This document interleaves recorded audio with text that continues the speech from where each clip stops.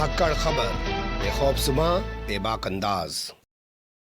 धाकड़ खबर के news room से मैं आपके साथ हूं अकरम रईस खान। 11 फरवरी को आदेश जारी करते हुए सुप्रीम कोर्ट ने कहा कि 18 तारीख तक या तो खुद सीएए आंदोलनकारियों के खिलाफ जो वसूली के नोटिस जारी कर रखे हैं उनको वापस ले ले योगी सरकार, उत्तर प्रदेश सरकार। नहीं तो हम लोग बताएंगे कि सुप्रीम कोर्ट क्या है और कानून का कैसे पालन किया जाता है। सुप्रीम कोर्ट की जबरदस्त फटकार के बाद योगी सरकार ने, या यूं कहें उत्तर प्रदेश सरकार ने, 274 नोटिस को वापस ले लिया है। लेकिन अब एक बड़ी समस्या खड़ी हो गई है कि भैया नोटिस तो वापस ले लिए, अब क्या वसूली नहीं की जाएगी? तो वसूली की जाएगी। आपके जहन में सवाल आ सकता है कि भाई अब कैसे वसूली करेंगे जब सुप्रीम कोर्ट के कहने पे नोटिस वापस ले लिया है? तो वापस नोटिस हुए हैं, वसूली प्रक्रिया वापस नहीं ली गई है। इसी के साथ सुप्रीम कोर्ट ने यह भी कह दिया है कि पहले जो वसूली की जा चुकी है वो पैसा आपको लोगों को वापस लौटाना होगा। तो यहां दूसरा सवाल यह पैदा हो जाता है कि क्या ये लोग इतने भले हैं कि इतनी आसानी से पैसा वापस लौटा देंगे? क्योंकि लोगों को पैसा वापस पाने के लिए खुद ही पैरवी करनी पड़ेगी, या ये लोग घर जा जाके उनको पैसा देंगे? इन तमाम सवालों के आसपास अपनी बातचीत को रखने की कोशिश करेंगे। 3 हिस्से में पूरी खबर आपके सामने रखने जा रहा हूं। काफी दिलचस्प जानकारियां हैं, थोड़ा गौर से सुनिएगा, क्योंकि उत्तर प्रदेश में ये तमाम चीजों को लेकर एक आतंक बरपा हुआ है इनके शासनकाल में, और पुलिस सारी की सारी चीजें खुद करती हुई दिखाई दे रही है। खुद ही केस दर्ज करी है, खुद ही जुर्माना ठोक रही है, खुद ही वसूली कर रही है। चलते हैं खबर के पहले हिस्से की तरफ। खबर के पहले हिस्से में 18 तारीख को जो हुआ है सुप्रीम कोर्ट में, उस पर रोशनी डाल लेते हैं। योगी सरकार, या यूं कहें उत्तर प्रदेश सरकार, सुप्रीम कोर्ट पहुंची और उसने कहा कि हम 274 नोटिस को वापस ले रहे हैं। क्योंकि सुप्रीम कोर्ट ने कहा था अगर वापस नहीं लिया तो हम लोग आदेश जारी करेंगे और आपको बता देंगे कि सुप्रीम कोर्ट के आदेशों का कैसे पालन किया जाता है। तो ये एक बड़ी खबर है। लेकिन उसी दौरान सुनवाई करते हुए सुप्रीम कोर्ट के जस्टिस डीवाई चंद्रचूड़ की बेंच ने कहा कि जो अभी तक आपने वसूली की है वो पैसा आपको वापस लौटाना होगा।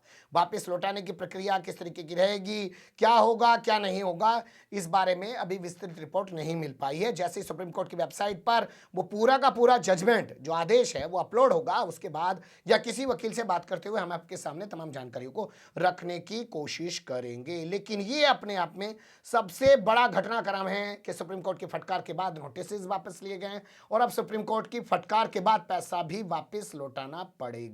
यहां सवाल यह है कि अब क्या करेगी योगी सरकार? तो खबर के अगले हिस्से में उसी पे गौर कर लेते हैं।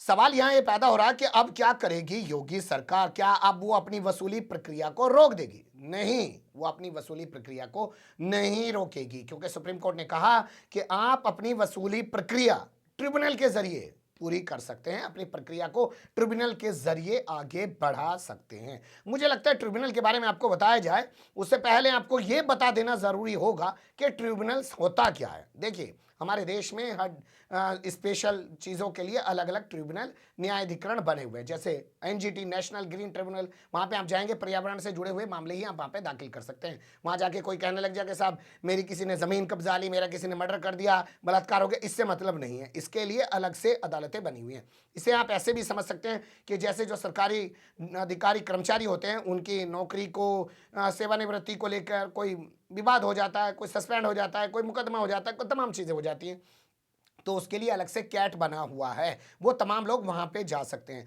इसी तरीके से और भी बहुत सारे ट्रिब्यूनल्स बने हुए हैं। जैसे आप देखिए असम के अंदर ट्रिब्यूनल्स बना हुआ है। पहले आपको ट्रिब्यूनल्स में जाके साबित करना पड़ेगा कि साहब मैं भारतीय नागरिक हूं। अगर आप वहां साबित नहीं कर पाए, वहां फेल हो गए, उसके बाद आपको हाई कोर्ट जाना पड़ेगा, सुप्रीम कोर्ट जाना पड़ेगा। ऐसे ही एनजीटी अगर कोई आदेश दे दे तो एनजीटी के आदेश को हम पहले हाई कोर्ट में चुनौती देंगे, बाद में सुप्रीम कोर्ट में चुनौती देंगे। ऐसे ही कैट के आदेश को हम पहले हाई कोर्ट में चुनौती देंगे, फिर सुप्रीम कोर्ट में चुनौती देंगे। खैर छोड़िए, आप लोग बोर हो जाएंगे, लेकिन काफी महत्वपूर्ण चीज है और आपको ये जानना चाहिए कि ट्रिब्यूनल्स क्या होते हैं। इसी तरीके से उपभोक्ता फोरम और तमाम तरीके की चीजें भी हमारे देश के अंदर बनी हुई हैं। उसी प्रक्रिया के तहत ट्रिब्यूनल का गठन किया गया था योगी सरकार के जरिए, जिसको नाम दिया गया था उत्तर प्रदेश लोक व निजी संपत्ति क्षति वसूली अधिनियम 2020।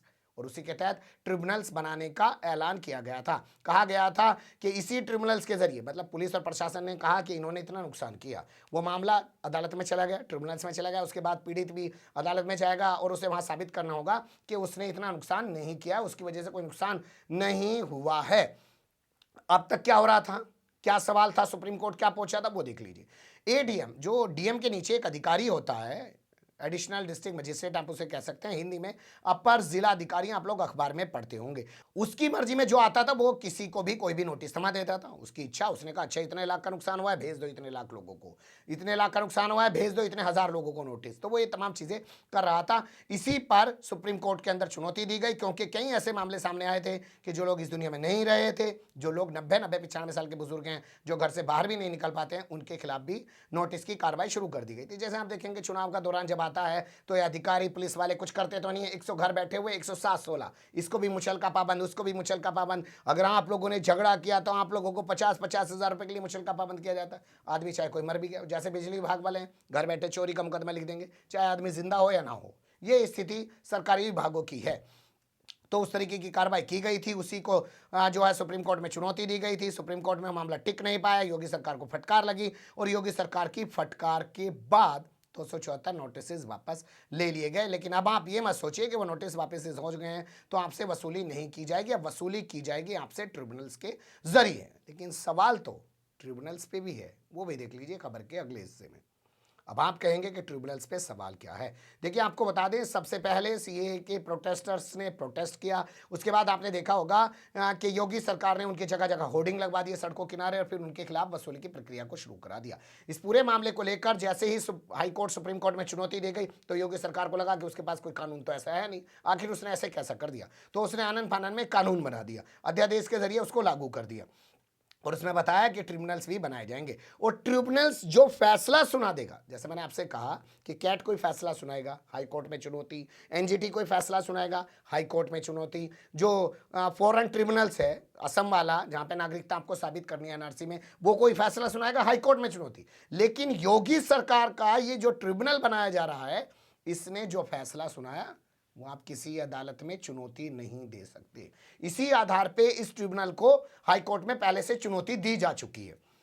कहा गया है कि ये असंवैधानिक है। जैसे किसानों वाले मामले में आप देखा था ना, कानून बनाए, मोदी सरकार ने कहा कि एसडीएम ने जो डिसाइड कर दिया, बट डिसाइड कर दिया, अब किसान इससे ऊपर अदालत में नहीं जा पाएगा और वो कहीं पे भी कोई वाद दाखिल नहीं कर सकता है, उस फैसले को कोई चुनौती नहीं दे सकता है। तो यहां अब बड़ा सवाल यह है कि क्या अगली जंग अब सीएए के जो प्रोटेस्टर्स हैं जिनसे वसूली की जा रही है, वो ट्रिब्यूनल्स के गठन को लेकर, ट्रिब्यूनल्स की प्रक्रिया को लेकर चुनौती देंगे और हाईकोर्ट या सुप्रीम कोर्ट में एक दूसरी लड़ाई लड़ने के लिए अब वो लोग तैयार हो रहे हैं। हम चाह रहे हैं इस मामले में कुछ पीड़ित लोगों से बात की जाए, उनका बयान आपके सामने रखा जाए, वो इस पूरे घटनाक्रम को कैसे देख और समझ रहे हैं और आम लोगों के लिए वो क्या मैसेज देना चाहते हैं जिससे आम लोग सजग रहें। क्योंकि जो सत्ता में लोग बैठे हैं वो तो लोगों को कुचल कर मौत के घाट उतार डालने पर उतारू हैं। मसल दो, खत्म कर दो सिस्टम के जरिए।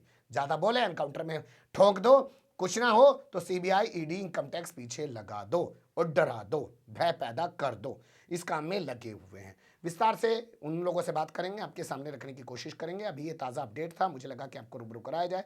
बने रहिएगा धाकड़ खबर के साथ। फिलहाल कमेंट्स के रूप में आप लोग अपनी राय दे सकते हैं, खबर को लाइक कर सकते हैं, चैनल को सब्सक्राइब कर सकते हैं और ज़्यादा से ज़्यादा हमारी खबरों को शेयर कर सकते हैं। फिर ऐसे ही किसी सुलगते हुए या उलझते मुद्दे लेकर मैं आपके सामने हूँगा हाजिर। फिलहाल अभी मुझे इजाज़त।